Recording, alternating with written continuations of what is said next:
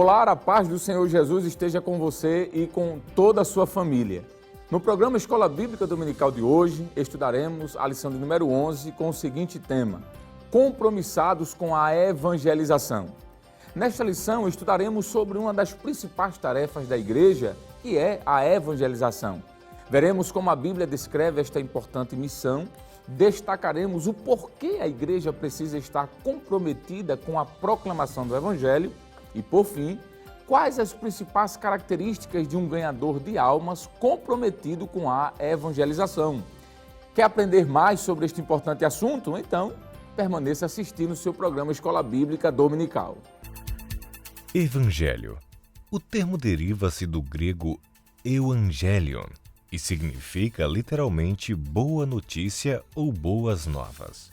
Evangelização, do grego evangelion mais ismo, indica a exposição sistemática da doutrina e dos métodos da proclamação do Evangelho de Cristo, de conformidade com a urgência da grande comissão.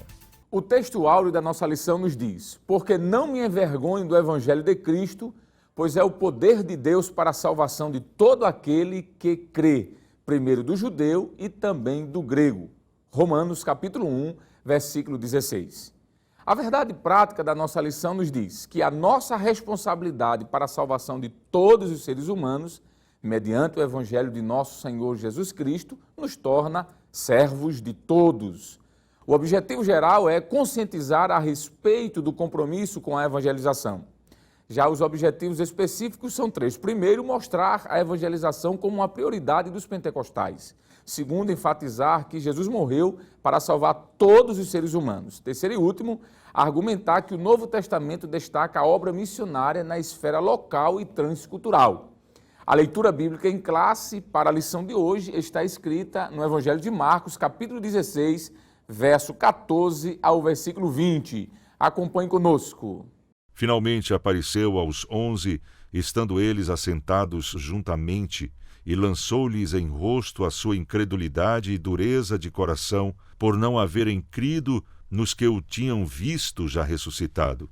E disse-lhes: Ide por todo o mundo, pregai o evangelho a toda criatura. Quem crer e for batizado será salvo, mas quem não crer será condenado. E estes sinais seguirão aos que crerem. Em meu nome expulsarão demônios, falarão novas línguas, pegarão nas serpentes, e se beberem alguma coisa mortífera, não lhes fará dano algum, e imporão as mãos sobre os enfermos e os curarão. Ora, o Senhor, depois de lhes ter falado, foi recebido no céu, e assentou-se à direita de Deus. E eles, tendo partido, pregaram por todas as partes, cooperando com eles o Senhor e confirmando a palavra com os sinais que se seguiram. Amém. Para comentar a lição de hoje, contamos mais uma vez com a participação do evangelista Jaziel Marques. A paz do Senhor, ministro. A paz do Senhor, evangelista Alessandro Barreto. Amém. Contamos também mais uma vez com a participação do presbítero Jonathan Lucena. A paz do Senhor, presbítero Lucena. A paz do Senhor, evangelista Alessandro. Amém. Muito bem. Estamos aí na 11ª lição, que tem como título Compromissados com a evangelização. E é bom dizermos que nós temos a grata satisfação em afirmar que nós, como crentes pentecostais clássicos, temos muita alegria em dizer que esta prática evangelística sempre fez parte da nossa história, não é? A Igreja Evangélica Assembleia de Deus, desde os seus primórdios, do seu nascedouro, sempre evangelizou e sempre teve esse amor em alcançar as almas. A temática desse trimestre, por exemplo, desse trimestre que nós estamos, que é o primeiro trimestre do ano de 2021, tem como título O Verdadeiro Pentecostalismo, a atualidade da doutrina bíblica sobre a atuação do Espírito Santo. O verdadeiro pentecostalismo. E essa lição de hoje é uma lição maravilhosa, que tem como título aqui, olha, Compromissados com a evangelização. Muito bem. Presbítero Lucena, já que nós estamos falando sobre evangelização, nós, assembleanos, né, temos uma felicidade e talvez até um orgulho, não a soberba, mas um orgulho, em dizer que somos a maior denominação evangélica do Brasil, não é? Há quem estime que os pentecostais também, a nível mundial, estão aí no ranking dos primeiros lugares, não é? E isso, claro, é pela graça de Deus, pela misericórdia do Senhor, mas também fruto, como daquilo que nós já dissemos no início, de muito trabalho, de evangelismo. Entendemos de que a prática evangelística, ela é, sim, primordial na igreja. Até porque a igreja que não evangeliza, ela nem cumpre um mandato do Senhor e também não cresce, não desenvolve. E tem duas palavras, presbítero, quer dizer, Lucena, que são muito parecidas, né? A palavra evangelho e a palavra evangelização. A primeira, evangelho, vem da expressão euangelion, do grego, não é? E qual a diferença, o que é que o senhor pode nos trazer já de definição dessas duas palavras, evangelho e evangelização, para que, de alguma forma, abra-se as portas do comentário dessa lição de hoje? Pois não, evangelista Alessandro. Essas duas palavras, como o senhor bem disse, elas estão interrelacionadas e têm uma sutil diferença de uma para outra. A palavra evangelho, como o senhor já fez referência à expressão grega, literalmente significa boa notícia ou boas novas. Isso pode ser encontrado em várias passagens do Novo Testamento e o caro professor pode estar lendo também com o aluno em sala de aula. Mateus capítulo 11, versículo de número 5, Marcos capítulo 1, também versículo de número 15 e em Romanos capítulo 1, versículo de número 15 também. No entanto, existe inclusive uma expressão que Paulo se utiliza, que poderíamos dizer que é uma definição bíblica do que o evangelho de fato ele é. Quando lemos em Romanos capítulo 1, versículo de número 16, o apóstolo Paulo define o evangelho com as seguintes palavras: o poder de Deus para a salvação de todo aquele que nele crê. Então, essa palavra evangelho diz respeito à boa notícia, à mensagem propriamente dita de salvação, anunciada pelo Senhor Jesus, pelos apóstolos, pela sua igreja. Já a palavra evangelização é o ato de comunicar essa mensagem. A própria expressão evangelização aponta para essa ideia, a ação propriamente dita. Alguém diria que é a exposição sistemática da doutrina e dos métodos para que esse evangelho seja proclamado. Alguém pode ainda dizer, de afirmar, de que pode ser definida como a comunicação do evangelho a alguém, fazendo com que essa pessoa entenda e então possa ter consciência da necessidade de tomar a sua decisão, seja aceitando ou rejeitando, como nós encontramos na palavra de Deus. Então, o evangelho é a mensagem propriamente dita, as boas novas de salvação, vindas ou advindas do próprio Deus por meio de seu Filho Jesus Cristo, que deu a sua vida por toda a humanidade, e a evangelização é exatamente a comunicação dessa mensagem a todas as pessoas. Então, a compreensão dessas duas palavras é muito importante, porque isso vai trazer um esclarecimento, vamos dizer, da necessidade de estarmos comprometidos com a evangelização. Pois bem, enquanto o presbítero Jonathan Lucena falava aqui um pouco sobre a diferença entre evangelização e evangelismo, me veio na mente um texto que o próprio Jesus Cristo, quando com os seus discípulos aqui em terra, ele menciona, não é? Que é o capítulo de número 16 do Evangelho de Marcos, versículo número 15. O próprio Senhor Jesus disse o seguinte: e disse-lhe, ide por todo o mundo, pregai o Evangelho a toda criatura. Essa expressão ide por todo o mundo fala de um imperativo, não é? Uma ordem. E aqui é interessante notar de que o próprio Jesus estava orientando os seus discípulos a realizarem esta obra evangelística. Então, evangelista Jaziel, a grande pergunta é, como é então que a Bíblia descreve a evangelização? E eu gostaria que o senhor comentasse pelo menos 2 pontos, de forma bem prática. Como é que a Bíblia descreve a evangelização como sendo um mandamento do Senhor, à luz desse próprio texto, né? Marcos 16, capítulo 16, versículo 15. E como uma obrigação. Será que eu posso dizer que a evangelização, além de ser um mandamento, também é uma obrigação da igreja cristã? Com certeza, evangelista, o texto que o senhor acabou de ler, né, de Marcos capítulo 16, verso 15, que é muito claro, quando Jesus, antes de ascender aos céus, ele disse aos seus discípulos, ide por todo o mundo, e ele destaca, pregai o evangelho, que já foi definido aqui pelo presbítero Jonatas, que evangelho é boas novas. Mateus 4, 23 diz que Jesus pregava o evangelho, ou seja, a mensagem de Jesus era a mensagem de boas novas. A nós também é ordenado pregar o evangelho, esta é a nossa mensagem. E ele diz mais, pregai o evangelho, né, Marcos 16, verso 15, você pode ver aí na sua leitura, que diz assim, pregar o evangelho a toda criatura. Isso aqui é muito importante destacar, né, porque esse mandamento dado por Cristo, né, aos seus discípulos, né, primeiro, destacamos que ele pregou, os discípulos também pregaram e a igreja também tem essa incumbência de pregar, né, porque é um mandamento que foi dado por Cristo a todos nós, a toda criatura, como diz aqui o texto, né, a todas as nações, como Mateus 28 e 19 destaca, Marcos 16 e 15 também nos mostra aqui que é todo mundo, ou seja, todas as pessoas têm que ser alcançadas, assim como Jesus fazia, porque lá em Mateus 9,35 diz que Jesus percorria não só pelas cidades, mas também por todas as aldeias, mostrando que Jesus tinha essa preocupação de alcançar a todos, e Atos 17,30 diz que em todos os lugares deve ser anunciada a mensagem de Cristo. Então, essa mensagem de boas novas, que é uma mensagem universal, deve ser uma responsabilidade do evangelista Alessandro, entendida, né, por cada crente, cada servo de Deus, cada salvo deve entender que esta é uma ordem, este é um mandamento.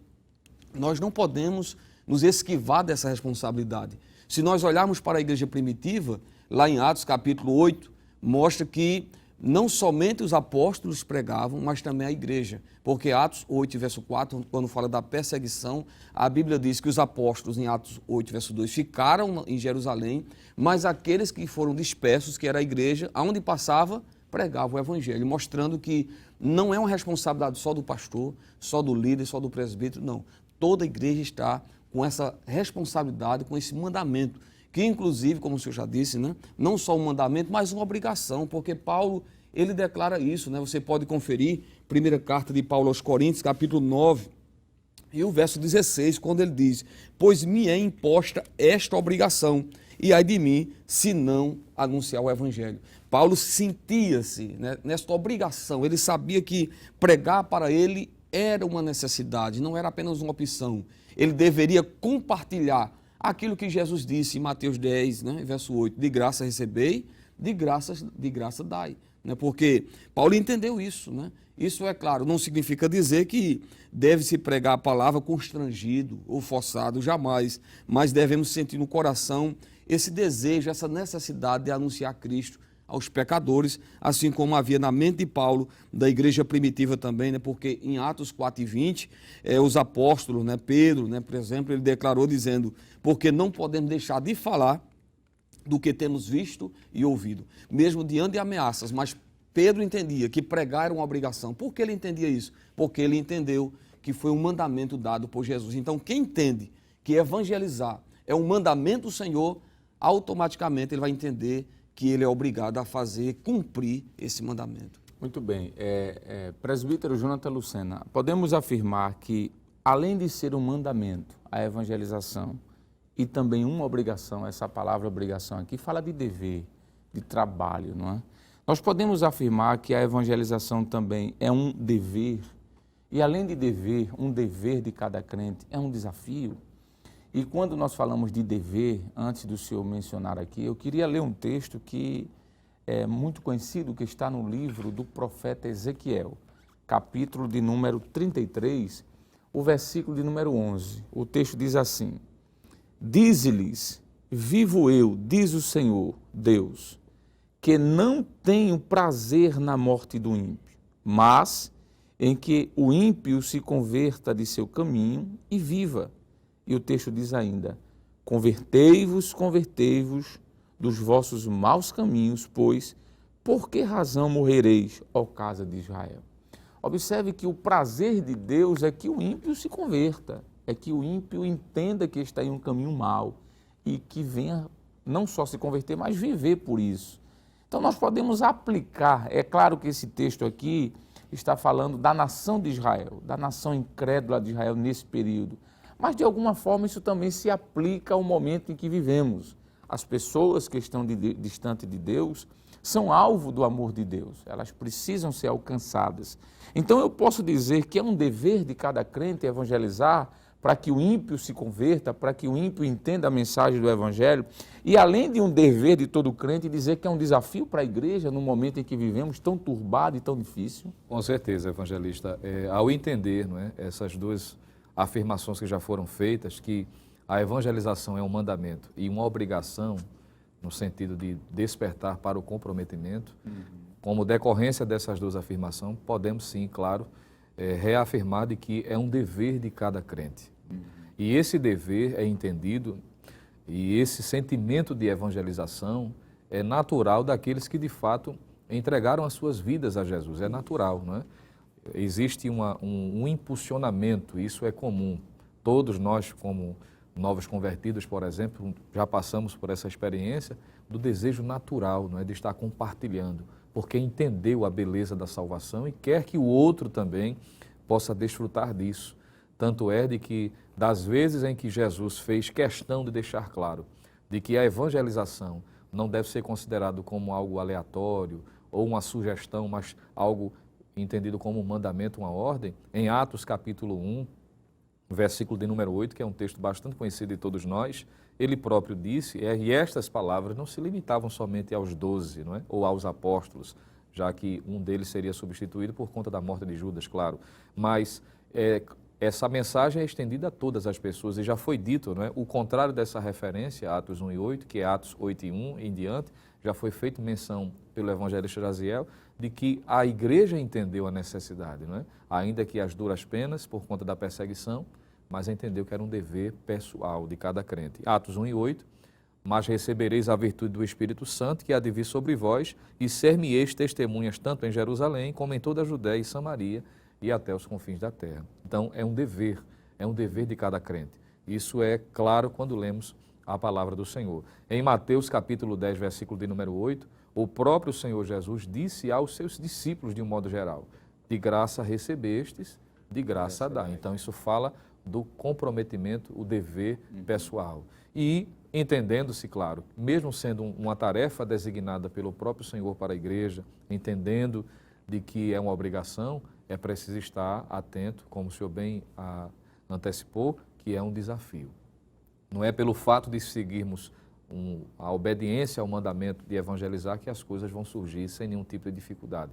A própria história da igreja mostra, e Atos dos Apóstolos registra isso, os primeiros 30 anos, e por que não estender, não é? Inclusive, uma vez que estamos falando sobre o movimento pentecostal, especificamente a igreja a qual pertencemos, a Assembleia de Deus, especificamente aqui em Pernambuco, muitos desafios foram enfrentados de início, né? Os pioneiros, missionários, quando chegaram aqui, enfrentaram desafios tremendos por conta desse comprometimento. Então, é importante entender, evangelizar não é estar debaixo da sombra ou bebendo água fresca, inclusive, há uma linguagem do Novo Testamento que aponta para uma batalha.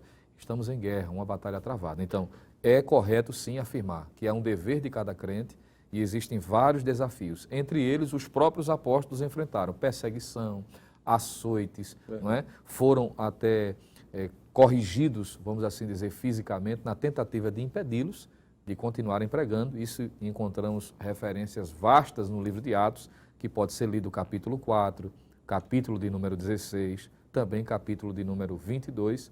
Várias passagens mostram que os servos de Deus enfrentaram várias dificuldades. Muito bem. E quando o senhor estava falando sobre desafios, evangelista Jaziel, quando o presbítero estava falando, a gente nos fez lembrar, claro, dos desafios que a igreja tem enfrentado hoje, não é? No campo, em alguns países, da violência, não é? Perseguições ferrenhas. Há quem diga que a cada uma hora, dezenas de cristãos em algum lugar do mundo está sendo martirizado por pregar o evangelho, não é? Mas não somente uma perseguição física, mas também uma perseguição ideológica, não é? Política, filosófica. E nós temos que continuar orando para que Deus estenda as suas mãos e venha nos ajudar a continuar pregando o Evangelho. Muito bem, nós já terminamos aqui esse primeiro bloco, mas nós queremos pedir para você não sair daí. Já já nós retornaremos com o segundo momento falando sobre compromissados com a evangelização.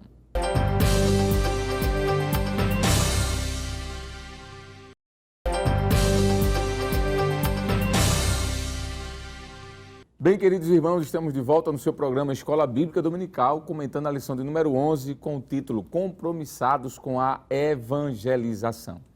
Muito bem, nós quando terminamos o bloco passado, evangelista Jaziel, nós falamos aqui com o presbítero Jonathan Lucena, ele falou sobre um dever de todo crente evangelizar, mas não somente um dever, mas também um desafio, não é? E quando nós paramos para pensar sobre desafio, a igreja tem enfrentado muitos desafios, nós até mencionamos alguns, não é? Mas apesar desses desafios, a igreja tem triunfado, a igreja tem desenvolvido, tem crescido. E isso nos mostra que é um privilégio estar cooperando com o nosso Deus, né? Inclusive, há um texto muito bonito que o apóstolo São Paulo utiliza na sua primeira carta aos Coríntios, capítulo 3, versículo 9, quando ele diz que nós somos cooperadores de Deus. Isso é uma expressão muito bonita. Eu, particularmente, acho muito bonita essa expressão paulina em nos dizer que somos cooperadores de Deus. Nós, tão pequenos, temos essa possibilidade de ajudar, cooperando na obra do Senhor. E há um texto também, que é o texto de Marcos, capítulo de número 16, versículo 20, que o texto diz, evangelista, que o Senhor cooperava com os discípulos enquanto eles evangelizavam. Então, nós cooperamos com Deus e Deus também, por sua vez, coopera conosco. Mas antes de entrarmos sobre a igreja e o seu compromisso com a evangelização, evangelista, eu gostaria que o senhor falasse um pouquinho sobre a igreja como existindo para evangelizar. Mas antes de falar sobre isso, a fala do presbítero Jonathan Lucena ficou instigante aqui na minha mente, sobre essa questão dos desafios que a igreja tem enfrentado. O que é que o senhor poderia ainda citar textos e comentar sobre este aspecto de ser desafiador para a igreja todos os dias pregar, que a cada dia tem sido mais difícil, né? É verdade. E esse desafio, evangelista Alessandro, presbítero Jonas, nós podemos notar que foi desde o princípio da igreja, né? Claro que a cada dia o desafio vai se tornando cada vez mais difícil, né?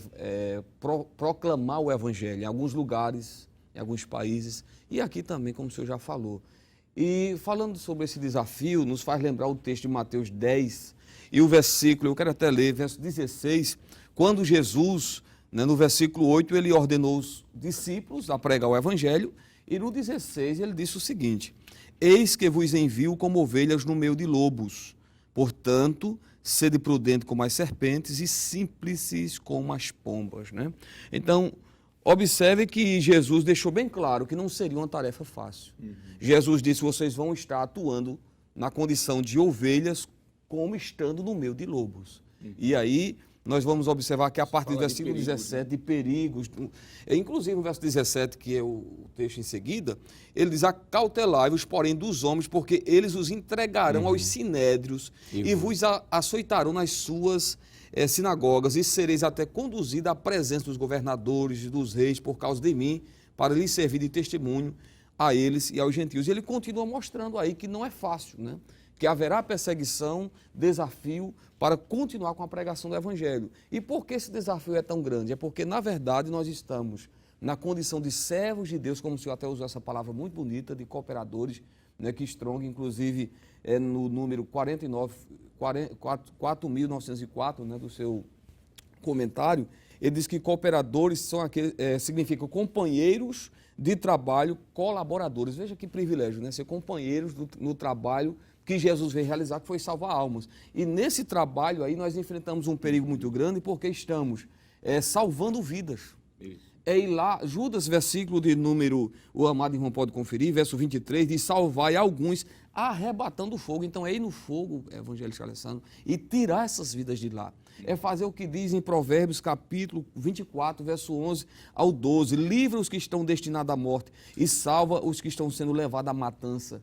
É alguém que está em perigo, em morte, e você entra nesse perigo para resgatar essa alma, né, para tirar essa vida do fogo, né, da condenação, livrar das garras de Satanás.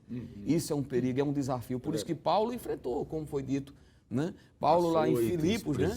Paulo pregou, aquela mulher, Lídia se converte, aquela jovem que tinha um espírito de adivinhação foi liberta, mas resultou na prisão de Paulo. Né?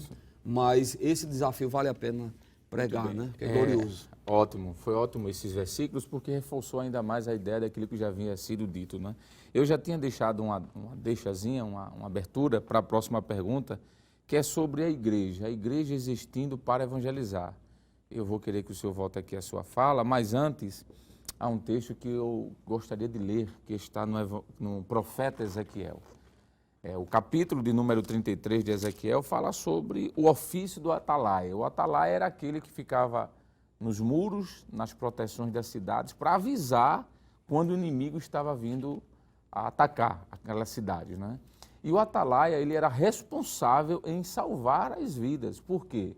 Porque ele avisaria que o inimigo estava vindo, era um ataque iminente e havia tempo de se preparar. E a partir dessa ideia, nós podemos olhar para a questão da evangelização.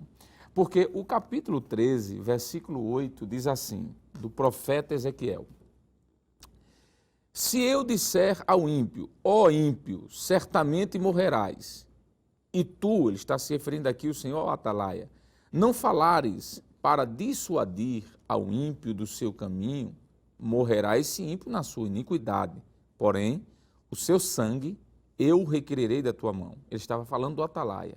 Mas, se advertires o ímpio do seu caminho, para que ele se converta e ele não se converter do seu caminho, ele morrerá na sua iniquidade, mas tu livraste a tua alma. Isso aqui é muito forte, não é? Porque isso fala de responsabilidades. Então eu posso dizer, à luz desse texto, que a igreja existe para isso, evangelista, para evangelizar, salvando vidas. Porque quando o senhor concluir, eu já quero que o presbítero Jonathan Lucena se prepare um pouquinho para falar sobre a igreja sendo ordenada a essa evangelização e realizando essa evangelização. Mas voltando aqui para o senhor, então eu posso dizer que a igreja existe para isso, assim como o atalaia existia para avisar que aquela vida estava em eminente risco, estava a fim de morrer, a igreja também, como atalaia, avisa, olha, a morte está aí na frente, mas há tempo de se converter. Exatamente.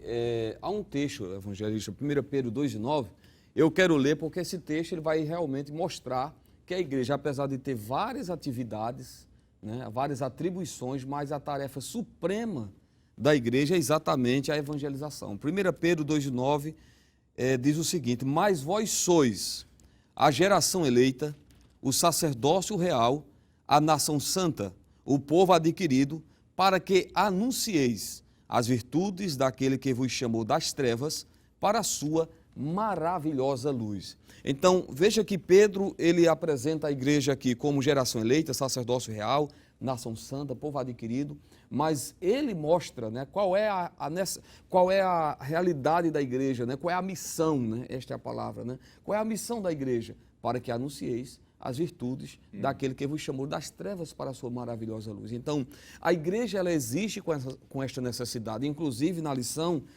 na página de número 77, né, está escrito aí no primeiro ponto, que a igreja é uma agência legítima, ou seja, é a única agência que tem essa responsabilidade, que tem essa incumbência, que está encarregada de pregar o evangelho, é a igreja. Não existe outro povo, não existe outro grupo, outra instituição, somente a igreja.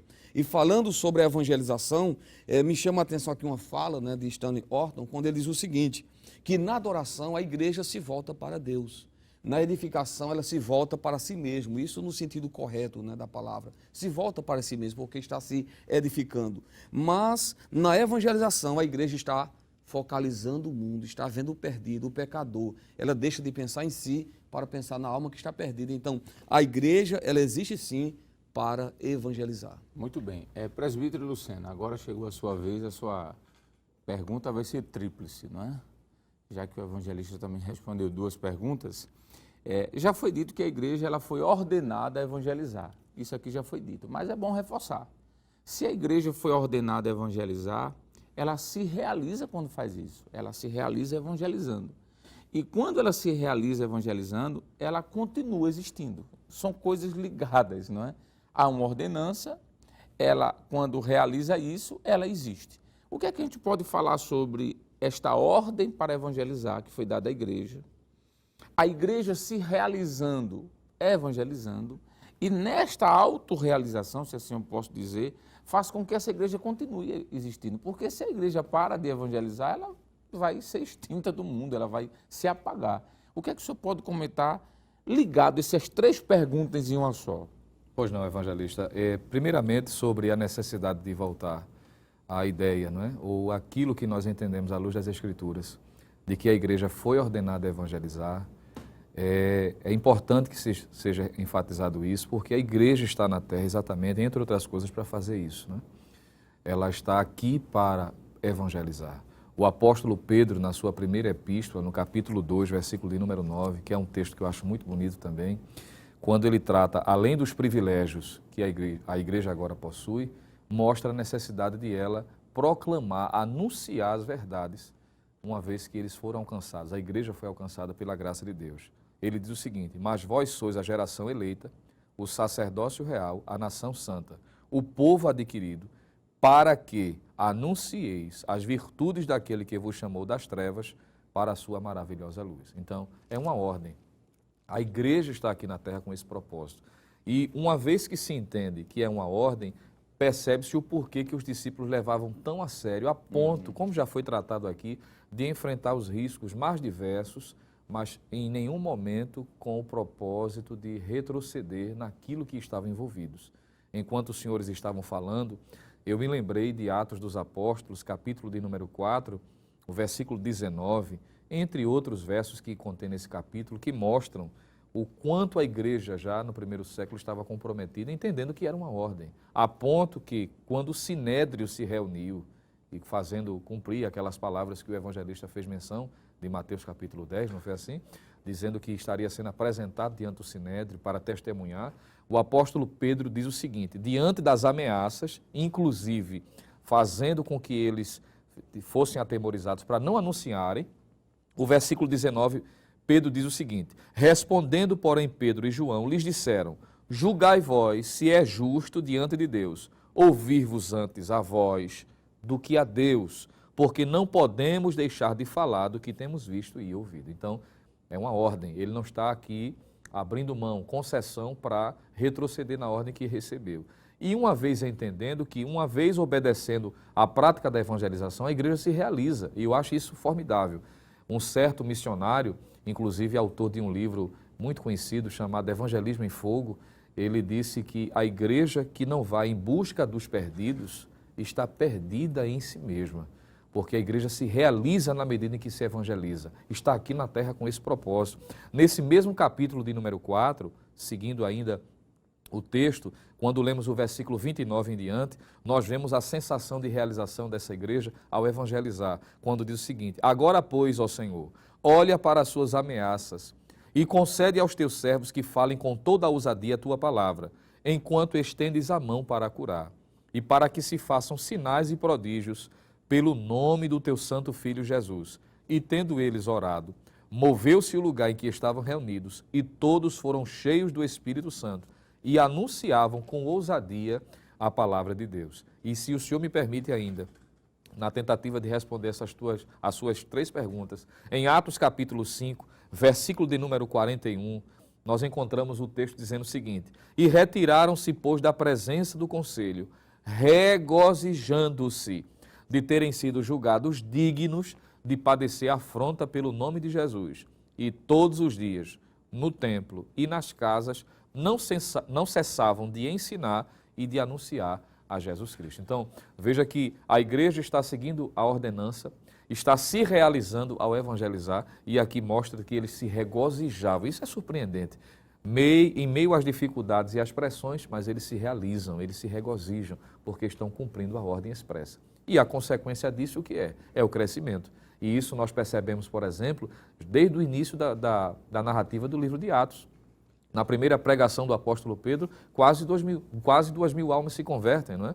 Quando o evangelho continua sendo pregado, inclusive aqui em Atos capítulo de número 5, diz que esse número cresce para quase 5.000, capítulo 4 e também capítulo de número 5. Então, na medida que o evangelho ou a evangelização é colocada como prioridade, a tendência é o trabalho crescer, mais vidas serem alcançadas.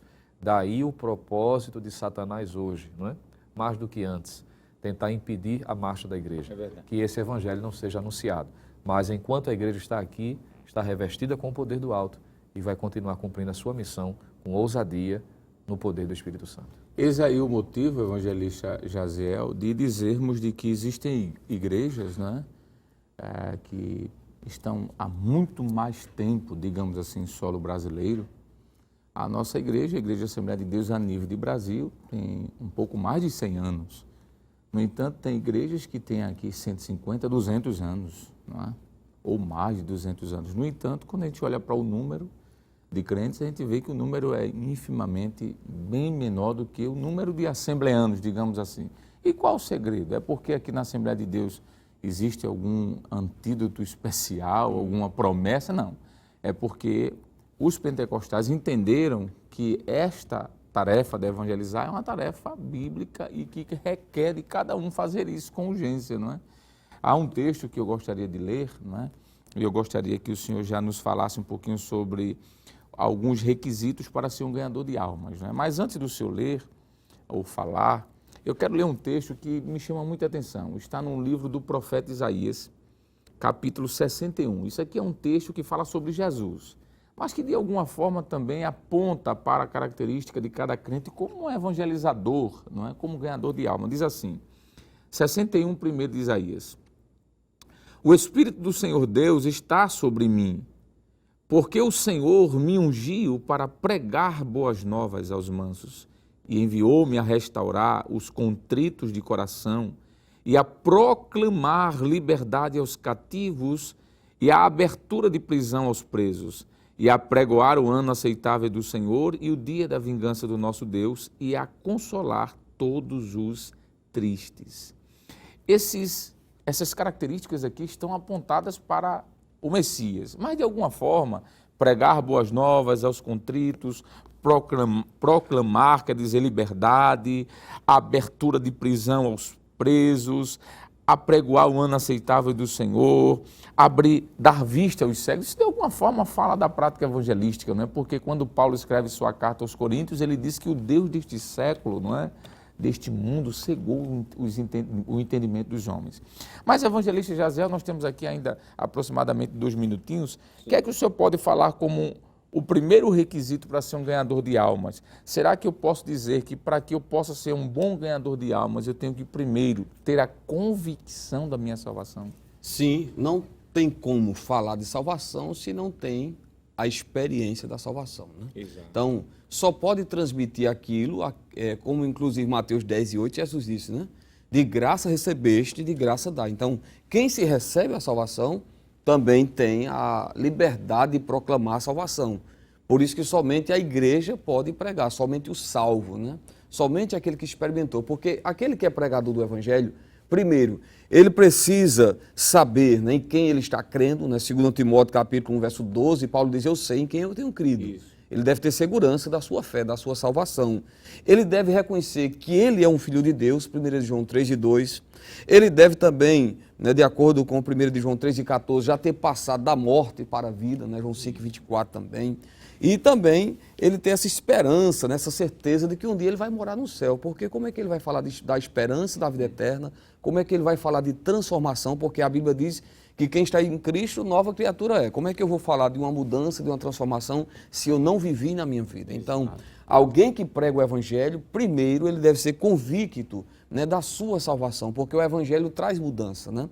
Eu quero só citar aqui, né, rapidamente, Atos capítulo 26, porque quando o senhor estava falando, né, que o Evangelho, né, citando Lucas 4, né, nós fomos enviados a pregar o Evangelho, né, curar os enfermos, os quebrantados de coração. E Paulo, falando sobre a sua missão como pregador, ele diz, Atos 26 e o versículo 18, para lhes abrir os olhos e das trevas os converteres à luz, e do poder de Satanás a Deus, a fim de que receba a remissão dos pecados e a sorte entre os santificados pela fé em mim. Então veja que quando nós pregamos o Evangelho, além de abrir os olhos daqueles que estão cegos, né, no seu entendimento, de converter da luz, né, diz aqui também, ou melhor, converter à luz, Paulo também diz, e tirar do poder de Satanás a Deus. Então, veja que o Evangelho tem esse poder transformador, né, e quando eu prego, né, convicto disto, né, não somente pela minha experiência de ser transformado, como também pessoas serão transformadas através da pregação. Ótimo, muito bom. Nós vamos neste momento dar um rápido intervalo e já já nós voltamos para o terceiro e último bloco do seu programa Escola Bíblica Dominical. Não saia daí.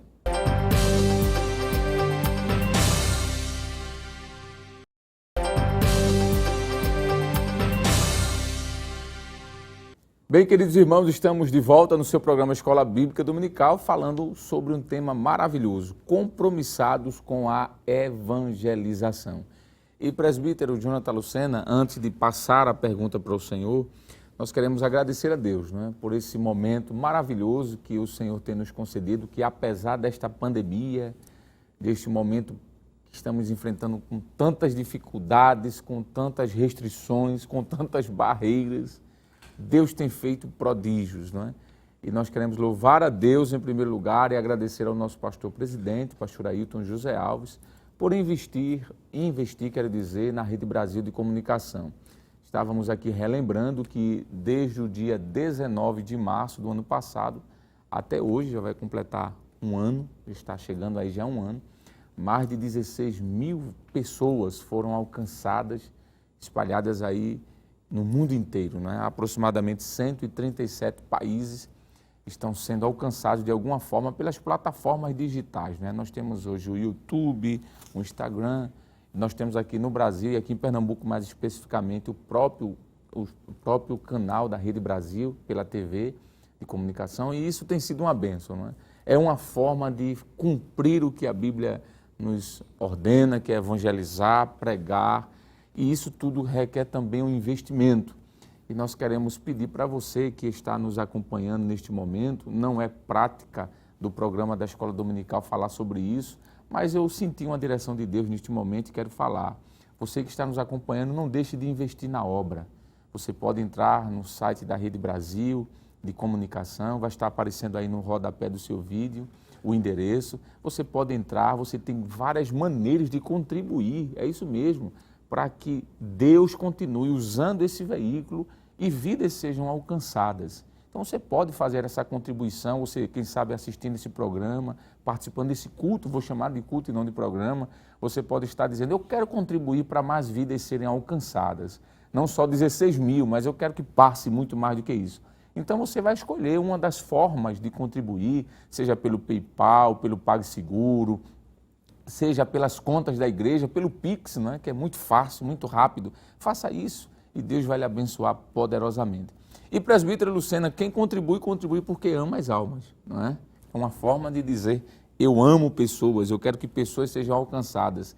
E eu queria que o senhor falasse um pouquinho sobre esse requisito do ganhador de almas. O ganhador de almas tem que amar as almas perdidas. Com certeza, ele precisa comungar do mesmo sentimento que Jesus, não é, deixou claro que havia em seu coração, inclusive veio ao mundo exatamente por nos amar, não é? Durante o seu ministério terreno, nós encontramos várias passagens bíblicas que mostram, por exemplo, ele tendo compaixão das pessoas. Exato. Isso pode ser encontrado, por exemplo, em Mateus capítulo 9, versículo de número 36, entre outras passagens que estaremos citando, mas eu quero ler esse versículo de Mateus 9, 36, que diz o seguinte: E vendo a multidão, teve grande compaixão deles, porque andavam desgarrados e errantes como ovelhas que não têm pastor. Então veja que esse sentimento é o que fazia Jesus, por exemplo, de forma incansável, vamos dizer, entrar nas cidades, nas aldeias, e não havia, vamos dizer, dificuldades que impedissem, não é, ele fazer aquilo que veio para fazer. E esse sentimento deve ter também, hoje, no coração de todo aquele que quer ser um ganhador de almas, crente que está compromissado com a evangelização. A própria Bíblia vai dizer de que o amor pelas almas ou pelo próximo é exatamente resultado de uma comunhão íntima com Deus. E isso pode servir até de alerta, não é? Se de repente alguém está tendo dificuldades de ganhar almas porque está faltando esse sentimento, isso é um indicativo que a sua comunhão com Deus pode estar sendo de alguma forma prejudicada. Em 1 de João, capítulo de número 4, versículo 19, versículo de número 20, o apóstolo vai afirmar de que a comunhão íntima com Deus resulta no amor pelas almas. O próprio apóstolo Paulo, em Romanos, capítulo de número 5, versículo de número 9, diz que o Espírito Santo que nos foi dado, ele faz com que o amor seja derramado em nossos corações e nos impulsiona a levar as boas novas. Em 2 aos Coríntios, capítulo de número 5, versículo de número 14, nós encontramos o apóstolo Paulo, dizendo o seguinte: porque o amor de Cristo nos constrange, julgando nós assim, que se um morreu por todos, logo todos morreram. Nós encontramos, portanto, o amor de Cristo sendo o motivador, sendo a mola propulsora para aqueles que de fato estão comprometidos a ganhar almas. Foi exatamente esse sentimento que regiu o coração de Paulo Isso está em Atos capítulo 21, versículo de número 13, dizendo que assim que o ganhador de almas é como o apóstolo Paulo, que não temia as prisões, tribulações e nem mesmo a morte. E ele próprio vai afirmar, e Lucas registra isso também em Atos capítulo 20, versículo 23 e o versículo 24, mostrando que o seu desejo em cumprir a carreira que lhe foi proposta, e isso fazia com muita alegria, testificando do evangelho da graça de Deus. E Paulo fazia isso motivado por amor, não porque precisava ou por interesse material. Ele próprio vai dizer várias vezes, dizendo que, por exemplo, em 1 Tessalonicenses, que ele não fez isso por lisonja, para querer ganhar algum tipo de status. Pelo contrário, ele abriu mão de status na realidade que vivia, por amor a Deus, por amor à igreja, por amor às pessoas. Glória a Deus. E quando o Senhor fala de amor, nós queremos mais uma vez aqui nos dirigir a você que está nos acompanhando nesse momento. Sabe qual é a forma de você demonstrar esse amor pelas almas? Compartilhando, por exemplo, o link da Rede Brasil. Nós temos uma programação 24 horas ao vivo. Você vai poder estar participando destes cultos. Nós temos logo pela manhã, durante o dia, ciclo de oração. Nós temos o culto no lar, pela manhã e à noite. E se você quer, de repente, evangelizar, e você diz, evangelista Alessandro, eu não tenho mais saúde, eu não tenho tempo de evangelizar porta a porta, levando uma literatura, uma palavra, o que é que eu faço? Muito simples. Você pode evangelizar pelo Instagram, você pode evangelizar enviando o link do YouTube, você pode evangelizar enviando também o endereço pelo Facebook, você pode copiar o link e mandar para um grupo de amigos pelo WhatsApp. Veja, são tantas formas de evangelizar. Deus tem nos dado condições multiformes, né, de evangelismo, não é? Nós sabemos que o modo principal, o modelo que a gente sempre gosta de fazer é esse porta a porta, mas neste momento pandêmico que estamos vivendo, de distanciamento social, nada melhor do que evangelizar à distância, não é? Quando nós estávamos falando sobre esses 137 países que foram alcançados, eu estava falando aqui com o evangelista Jaziel, que é um dos apresentadores do programa Deus Fala o Coração e também do Companhia de Cristo. E o senhor estava compartilhando, não foi isso, ministro, que pessoas de outros países, por conta da questão do fuso horário, acompanham, estão sendo alcançadas pelo Evangelho. Então, isso é maravilhoso, que você possa ser um divulgador do Evangelho. Falamos aqui, ministro, que um dos requisitos para ser um bom ganhador de almas é ter convicção da sua salvação. O senhor deixou claro. O presbítero Jonathan Lucena falou sobre ter amor pelas almas. Isso é fundamental. Sem amor ninguém faz isso. Mas eu posso dizer que também há uma necessidade de ter essa comunhão íntima, ser cheio do Espírito Santo, ser movido pelo Espírito Santo de Deus. Com certeza, professor. E eu quero citar aqui Atos capítulo 1, verso 8, onde mostra essa verdade. Que Jesus, as suas últimas palavras, de acordo com Atos 1 e 8, antes de subir aos céus, foi exatamente o que está escrito nesse texto. Mas recebereis a virtude do Espírito Santo que há de vir sobre vós e ser-me-eis as minhas testemunhas, tanto em Jerusalém como na Judéia, Samaria e até os confins da terra. Então veja que Jesus havia dito aos discípulos que eles deveriam, inclusive em Lucas 24 e 49, ele diz, ficai em Jerusalém até que do alto sejais revestidos de poder. Eles não deveriam sair antes de receber esta promessa que era o batismo com o Espírito Santo. É bem verdade que antes eles já pregavam, né? Jesus enviou de 2 em 2, enviou os 70, mas esse revestimento do Espírito Santo, conforme Atos 1 e 8, ele vem exatamente para nos dar uma capacidade, uma ousadia a mais para pregar o Evangelho. E assim era na vida desses homens. Se nós formos olhar, evangelista Alessandro, presbítero Jonatas, para a vida de Pedro, quem era Pedro? Um homem que já havia saído com os discípulos, né, enviados por Jesus, conforme está lá em Mateus 10, pregando o Evangelho, anunciando o Evangelho. Mas antes da crucificação de Cristo, o que aconteceu com Pedro? Ele fracassou na fé ao ponto de negar que conhecia a Cristo, né? Aquele homem que negou a Jesus. Mas esse mesmo Pedro, após negar Cristo, né, quando Jesus ressuscita, Jesus tem um encontro com Pedro, Pedro é restaurado. E nós vamos observar aqui em Atos 2, quando se deu o derramamento do Espírito Santo, quem foi o primeiro a se levantar para pregar o Evangelho? Pedro. Atos 2:14 diz que ele se levantou no meio daquela multidão que estava dividida. Uns diziam, estão cheios de monstros. Outros diziam, não, eles estão falando das maravilhas de Deus. Pedro se levanta e começa a pregar, e como já foi dito pelo presbítero irmão Jonatas, quase 3.000 almas se convertem através da pregação de um homem que outrora vazio estava negando a Cristo, mas agora cheio do Espírito Santo. Ele recebeu tanta coragem, tanta ousadia, né, que ninguém era capaz de calar a boca de Pedro. Mesmo diante do perigo, ele dizia, né, como é que eu posso deixar de falar daquilo que eu tenho visto e ouvido? Ele não calava-se mais, né, jamais ele poderia se calar, porque ele sabia, né, que tinha que anunciar, e o Espírito Santo era quem dava essa coragem, porque Atos 4:31 diz que quando eles estão lá exatamente sendo ameaçados a não falar mais, eles começaram a orar, e naquele dia Deus mandou um poder muito grande, ao ponto de tremer o lugar onde eles estavam. Isso. E o texto diz que com ousadia anunciavam a palavra. Isso. Eu sei que talvez você está me assistindo e esteja se perguntando, será que porque não sou batizado com o Espírito Santo não posso pregar? Não é isso que estamos afirmando. Os discípulos pregavam antes de ser batizado, né? Nós temos vários textos que você pode conferir, né? Como Mateus 10, verso 1 ao 4, Marcos 3:13, Lucas 6, verso 12 ao 16, mas é que o batismo com o Espírito Santo nos dá uma capacidade, uma ousadia, que nada segura um crente cheio do Espírito Santo. Eu quero concluir a minha fala, evangelista Alessandro, lembrando que os grandes avivalistas, eles eram homens cheios do Espírito Santo, John Wesley e outros, eram homens que tinham uma vida cheia do Espírito Santo.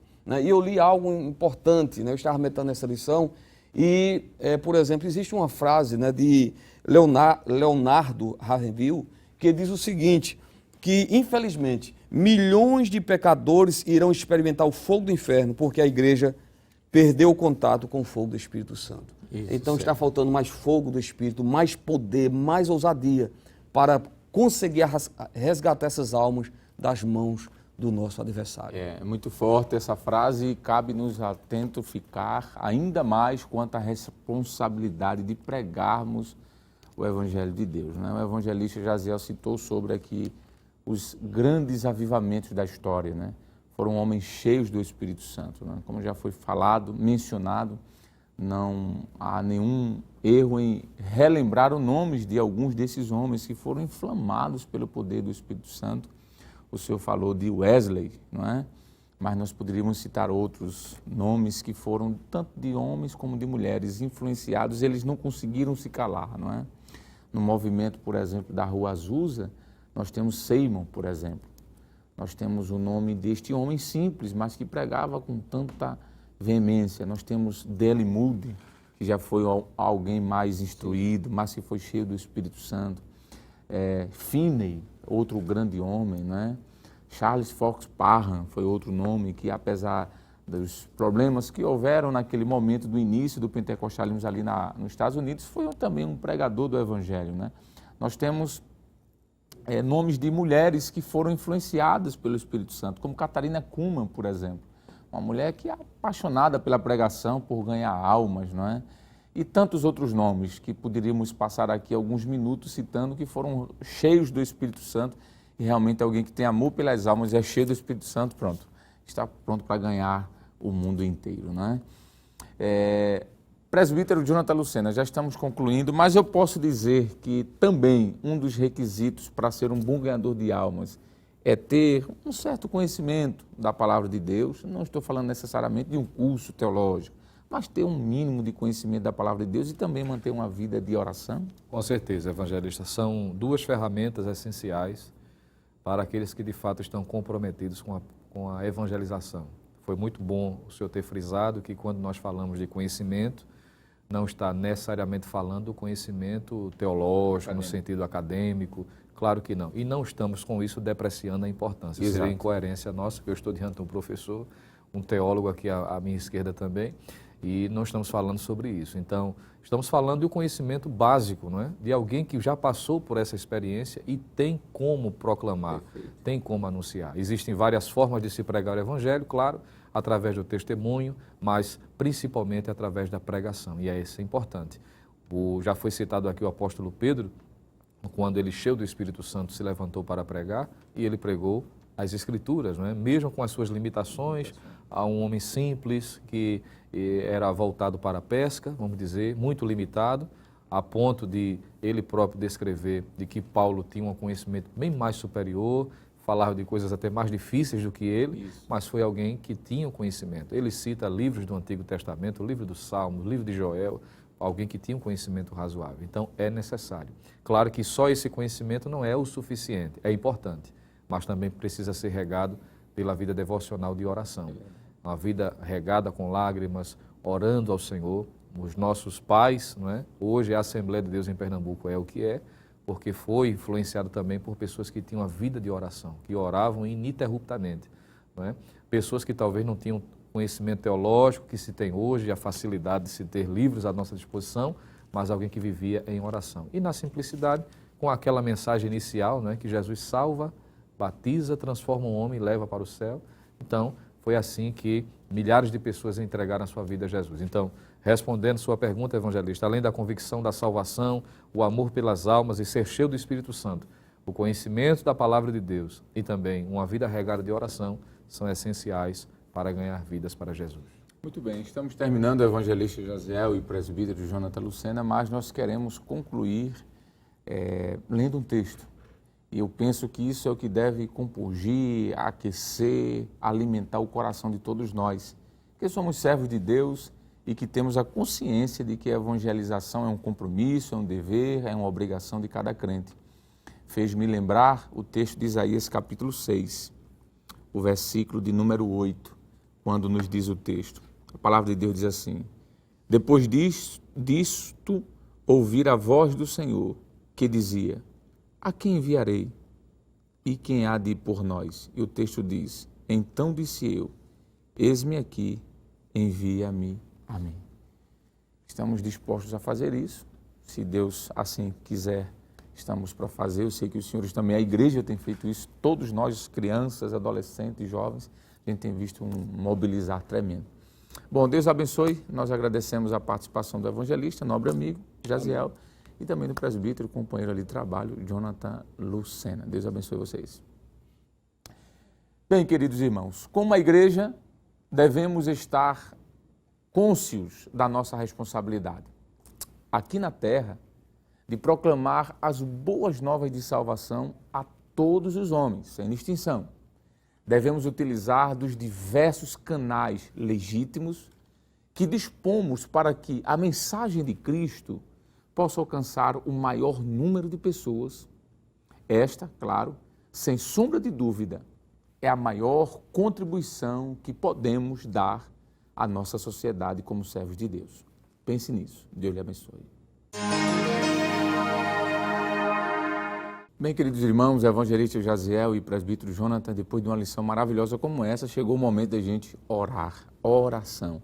Vamos orar pela obra missionária, apresentar os missionários que estão na Argentina, aqueles que estão na África, os que estão em Portugal, famílias desta igreja que estão evangelizando o mundo, não é?